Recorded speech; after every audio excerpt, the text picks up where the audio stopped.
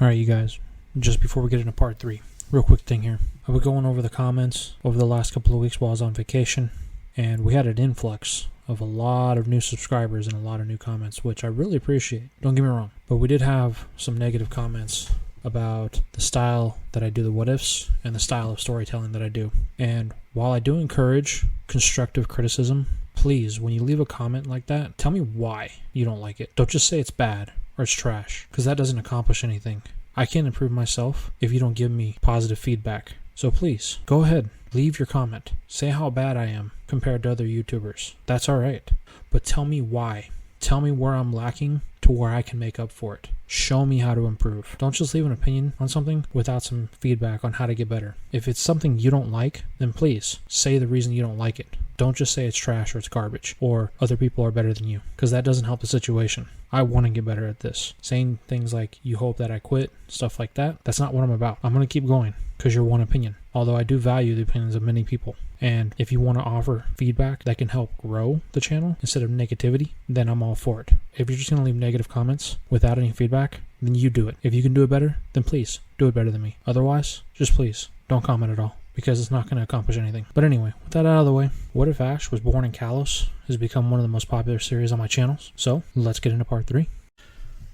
Alright, you guys, we're picking back up with Mabel at the mines, rallying the Team Flare Guns to go hunt down Ash and to take the Cranidos. She doesn't like the fact that she was defeated by a trainer that has no experience whatsoever, not even a single gym badge. And she aims to make an example of him. That Cranidos is very important to Team Flare's research, and she intends to get it back. As the grunts and her are getting ready to mobilize and move out, her holocaster goes off. It's her superior, Zirzik. She asks him what he wants, and he tells her she is to immediately stand down. He knows what she's up to. She's going after the trainer that has the stolen Cranidos from the research lab. She is not to engage him.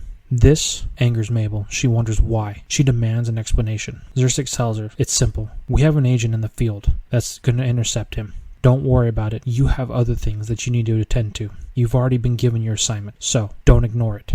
And with that, the holocaster fades off. Mabel's not accepting this. She refuses to take orders from Zirzik. She doesn't understand why she can't go after this trainer. The Cranidos was lost on her watch, and it's a point of pride now that she gets it back. So, inevitably, she's going to end up ignoring these orders, and she tells the grunts to mobilize. They're leaving the mines, and they're going after Ash. Little does she know, though, Ash is already set out from town. He's been gone for almost a week, and Ash is headed to the site of his first Kalos gym badge in Silage City. Ash is super excited. He's been wanting to challenge his first gym for a long time. After talking with Nurse Joy, he learned that the gym that was closest to him was the one in Silage City. Ash figured, well, I don't have to go to Professor Sycamore right away. After all, I already have 3 Pokemon. So maybe I can challenge a couple of gyms before I even make my way to Lumio City to meet him. It does take some time, but Ash, he eventually makes it to Silage City. Unfortunately though, it's that nightfall, so he's going to have to wait till the next day to challenge the gym. So Ash heads to the Pokemon Center to get his Pokemon checked. After they're all looked at and given the stamp of approval by Nurse Joy, he lets them all out of the balls. Over the past week, he's been working with Cranidos, mostly compared to Absol and Clauncher. Cranidos is starting to come around to Ash. Though it does have a bit of a temper, it will take Ash's commands, and it's pretty much mastered its takedown technique. It takes minimum recoil damage whenever using it. They practice a lot on trees on their way into Silage City. And Absol has also learned a new move, Quick Attack. Ash actually rather likes this attack, as he's come to find out his battle style favors speed over anything else, with bursts of power. So this fits well with Absol and him. Then there's Clauncher. Because it belonged to its previous trainer, it's already at somewhat of a higher level than his other Pokemon, and its moveset is pretty impressive. It does have Bubble Beam, and it also has Sword Stance, Vice Grip, and Flail. So it's pretty well rounded. And even though it's small, it's fast. So Ash knows that this Pokemon is going to be one that fits well with him. Clauncher is just excited to be along with Ash. It felt like it didn't belong anywhere after sitting in that tank for so long. And Ash lets it out of its ball frequently to let it know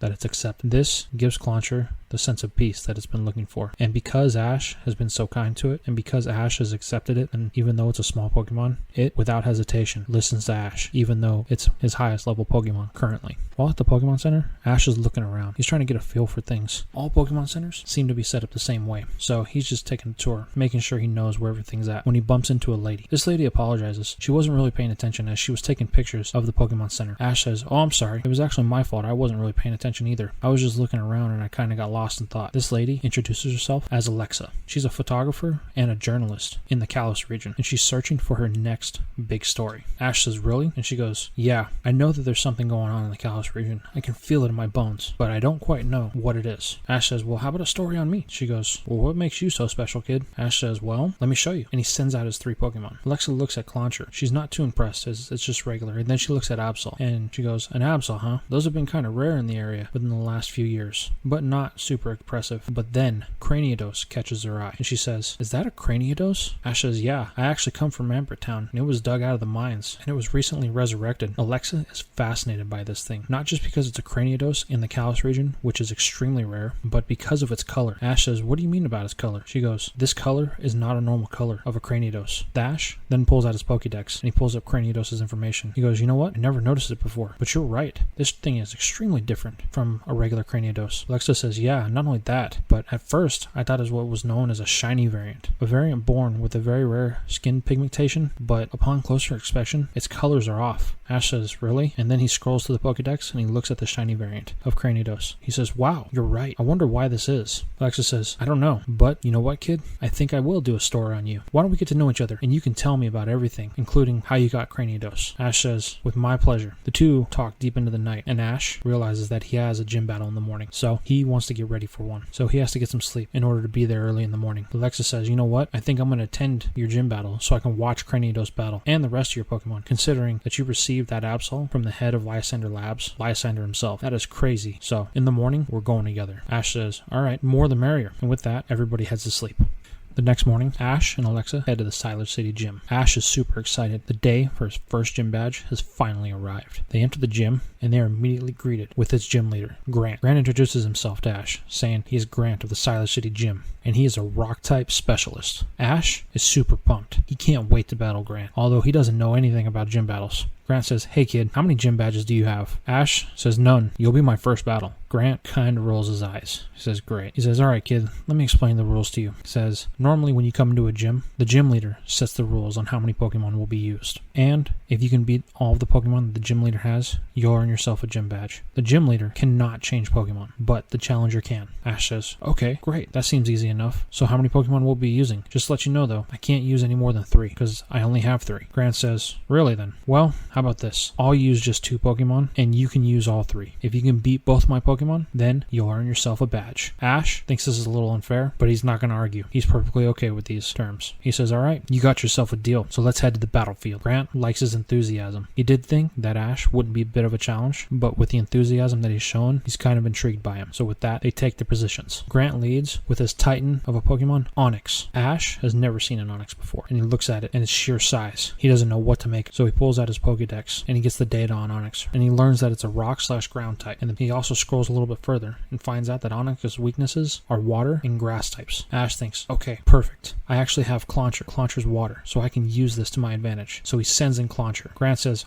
going with the type advantage early, I see. Alright then, I'll give you the first move. Ash orders a Bubble Beam, and Grant orders Onix to use a Dig to dodge the Bubble Beam. Ash says, hey, that's not fair. The Pokemon are supposed to battle each other. Grant says, this is a battle. Do you think I'm just going to let you hit my Onix with the Bubble Beam? I'm going to counter somehow. Ash says, oh, right. Okay then. Just then, Onix comes up from his dig, hitting Clauncher. Although the little shrimp Pokemon is small, it does take the hit, and it gets knocked back, but it's still able to stand up. Ash then orders a Sword Stance in order to beef up Clauncher's attack, but Grant isn't going to give Ash enough time to use it. He then orders Onix to use a Rock Tomb, which catches Clauncher inside, causing a lot of damage. Ash needs to get out of here. He tells Clauncher to fire a Bubble Beam, and the little Pokemon keeps firing Bubble Beam after Bubble Beam after Bubble Beam. It's trying to break out of its rock prison, but it can't. Then, Grant wants to end this. He orders Onix to use an Iron Tail, and it smashes into the Rock Tomb, knocking Clauncher out. Ash is kind of stunned. He went into this battle with the number advantage and the type advantage, but as he saw firsthand, sometimes type isn't everything. Ash thinks, great, my best chance at winning this gym badge is out the window. He recalls Clauncher. Ash thinks to himself, who should I send in? I have Cranidos and I have Absol. While Cranidos has a lot of power, Absol has more speed. Ash thinks, Hopefully, I can use Absol's speed to my advantage. And with that, he sends in Absol. The battle between Absol gets underway, and Absol's speed does prove to be better than Clauncher's, and it gets into Onix with multiple hits, with quick attacks and bite. But unfortunately, the Rock Snake Pokemon's defense is really high, and it's causing minimal damage. But it is still causing damage. Absol then fires a Razor Wind at Ash's command, which connects with Onix, and it seems to cause more damage than the others did. Grant makes a comment. It looks like your Razor Wind landed a critical hit. That's a lucky break for you. But it's going to take more than that to take out my Onix. Ash thinks to himself, a critical hit? I remember those. Those are moves that cause more damage at a higher ratio. Ash thinks maybe Razor Wind is the best way to take Onix out. Ash orders Absol to use Quick Attack to get in close. As he does this, Grant orders Onix to use an Iron Tail. The Iron Tail swings in blinding speed, but Absol is faster, and it jumps onto Onix's tail, and it runs up the back of Onix to the top of its head. And with that, Ash calls for another Razor Wind, and it hits Onix point blank range, knocking it out. Grant congratulates Ash. He says, way to go, kid. I didn't think you'd be able to take out my Onix. Most people can't even get past it, but you were able to, so good job. But I saved the best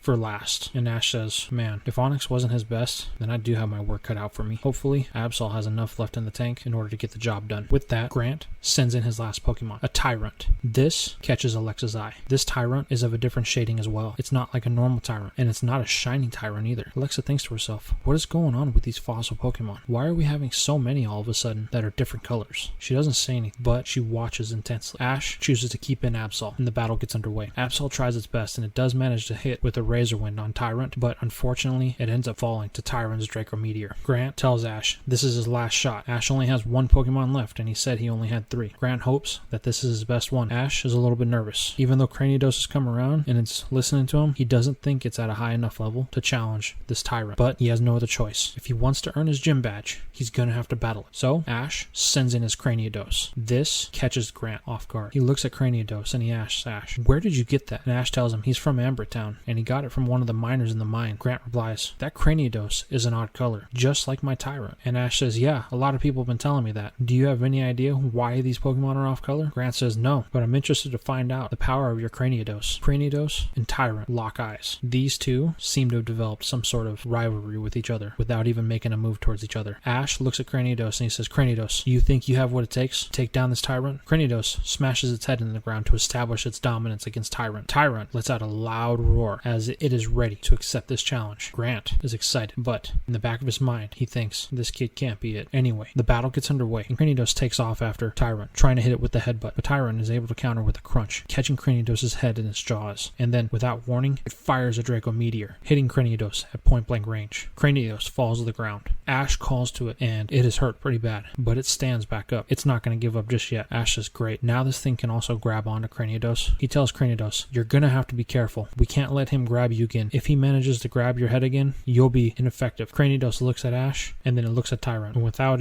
Ash giving it a command, Cranidos goes running in once more. And this is exactly what Ash was afraid of. Cranidos is mostly listening, but not all the time. When Ash goes against what it thinks, it's going to just be stubborn, and it's going to do what it wants. And again, this costs Ash, as Tyrant, once again, captures Cranidos with its huge jaws and slams it into the ground. This time, Grant doesn't choose to use a Draco Meteor, and Ash doesn't know why. Alexa calls to Ash. She says, Ash, Draco Meteor gets weaker. She says, Ash, Draco Meteor gets weaker each time you use it. So, Grant can't use it anymore because it's just going to cause minimal damage. Ash thinks to himself, phew.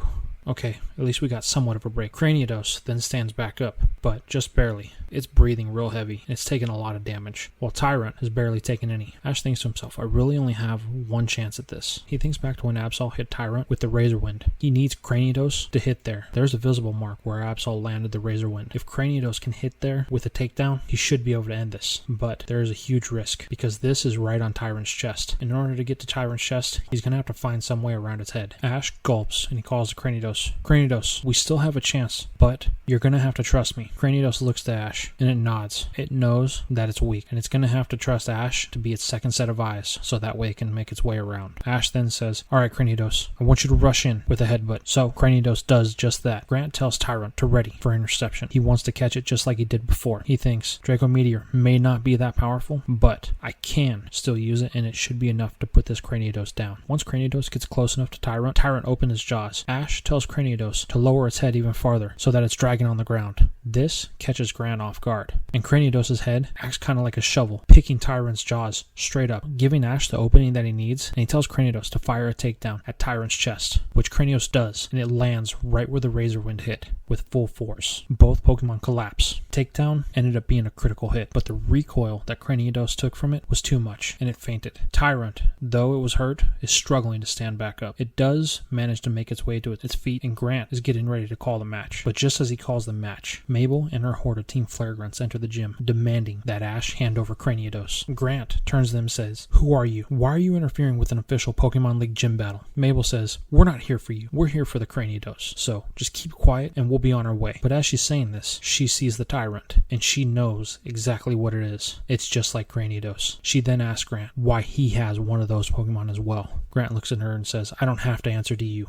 I'm telling you one last time, leave my gym or you're going to be in a world of hurt." Mabel says, "I don't think so. We're taking that Tyrant and that Cranidos, either peacefully or by force. It's your choice." Grant says, "You're not taking anybody." And Tyrant stands back up. Ash calls the Cranidos, and Cranidos finally comes to, and it sees what's going on. It sees Mabel, and it knows exactly why she's here. It stands back up because it refuses to go with her. The two trainers decide to tag team, and Cranidos and Tyrant are on the same page. But that's not all. They are extremely outmatched. It's 10 Grunts and Mabel against 2. The two trainers decide to join forces. Cranidos and Tyrant are on the same page, and they do their best to fend off the hordes of Sneasel and Houndour. But they are both battle weary from their gym battle with each other, and they're having trouble keeping up. Alexa can see this, as well as Ash and Grant. They know that if something's not done, then they're going to both lose their Pokemon. Alexa figures, I have no choice, so she sends in one of her Pokemon, and out of the ball pops her ace, a Noivern, who lets out a loud bellow and a sonic boom that clears the field. This Noivern is far more than Mabel had anticipated, and it is able to even up the odds, forcing Team Flare out of the gym and to retreat. After all is said and done, Ash recalls his Cranidos, and Grant recalls Tyrant. Ash thanks Grant for the battle. Hopefully next time he'll be able to win a gym badge. Grant turns to Ash and says, "Hold on, kid. Listen, even though you didn't win the gym badge, I gotta say, you got potential. Here." And he presents Ash with the Cliff badge. Ash says, "But I didn't actually win." Cliff says, "I know you didn't actually win, but you did help me defend my gym, and you helped defend my Pokemon as well. I believe that has earned you a badge." Ash says, "Really?" Cliff says, "Yeah. Why don't you take it? You've earned it, kid." Ash then celebrates. He can't believe it. He actually got his first badge. Even though he didn't actually win it the way he wanted to, this is still a victory in his eyes. So he takes it with great gratitude. He tells Cliff he hopes he gets the chance to battle him again. And with that, him and Alexa head back to the Pokemon Center. Later on that night, at the Pokemon Center, Ash and Alexa are talking while Ash's Pokemon are being looked at. Alexa tells Ash that she was rather impressed with the way he handled himself today, and she thinks she's found her next story of the Kalos region. Ash says, "What do you mean?" She says, "It's you and your Cranidos and the rest of your Pokemon." She tells him, "I'm going to be tagging along with you, kid, because I have a feeling wherever you go, the story's going to be. Hope you don't mind." Ash says, "Well, you kind of saved us today. You know, you and your Noivern, so I kind of owe you." "I'm okay with it." And it looks like Ash has had a traveling companion join his team. Back at the gym, Cliff is cleaning up after the battle, trying to get the gym reorganized. Then his holocaster goes off, and it's a voice asking him if he accomplished what he was ordered to. Cliff says no, he had outside interference. He was unaware that the trainer that he was told about would be arriving so soon, and unfortunately, due to some interference from Mabel and her Grunts, he was unable to complete his mission. The voice over the holocaster tells him, "You need to complete your mission by any means necessary." Cliff says, "Understood, over and out." The next morning, Ash and Alexa are getting ready to head out when they're met with Cliff at the Pokemon Center. Ash says, "Hey Cliff, what's going on?" Cliff says, "Hey Ash, I got a question to ask you." Ash says, "Sure." Said, "I was thinking about it, and I'm quite curious about your Cranidos and my Tyrantrum. They're very different from their species, and it seems that they're connected somehow. I would like to find out this answer." Ash says, "Yeah, me too." Cliff says, "I have a feeling that it has something to do with Team Flare." Ash says, "You think so?" Cliff says, "Yeah." And he says, "Because of that, if you wouldn't mind, I would like the opportunity to join you on your journey, because I have a feeling that we're going to be seeing more of Team Flare." Ash says, "Really?" Grant says, "Yes." Ash tells him, "Well, what about the gym?" Grant says, "Well, I've had the opportunity, and I reached out to a friend of mine, and he's going to take over the gym for me. So that's going to give me the opportunity to travel with you." Ash is super excited. He went from just him to being Alexa and Grant, both within a day's period. He says, "Well, alright then, I'm happy to have you with us." And he asks Grant, "Would you mind helping me train for my next gym badge?" Grant says, "You know what, kid? I like your style. I'd be more than happy to train with you. After all, we're going to have to get stronger if we're going to fend off Team Flare." And with that, Ash, Alexa, and Grant all head off to the site of their next adventure in the Kalos region. And that's all we have for part 3 of What If Ash Was Born in Kalos. What do you guys think so far? How are you feeling about this? Are you guys confused about what's going on? Is there a lot of mystery going on in this one? How about the off colors of Cranidos and Tyrantrum, considering now that we've established that neither one of them are shiny, and there's more than one prehistoric Pokemon that has an off coloring of its species? And what about Grant? What are his motivations for joining Ash? And also Alexa, should she be trusted? Let me know in the comments down below. And if you like the video, give it a like, please. And don't forget to subscribe, as it really helps the channel grow. And also, if you like Pokemon What Ifs, and you're thinking about creating some of your own, or if you have some of your own, join the Discord in the link below, because there's a lot of people that have the same mindset that you do, and they're willing to give positive feedback in the Discord. And also, if you want to get some behind the scenes look at projects that I'm working on, check out my Twitter, and don't forget to follow me, because I post things that I'm currently working on just to give you guys kind of a teaser there. But anyway, with that being said, this is Ronin Charizard, and I'll see you in the next video.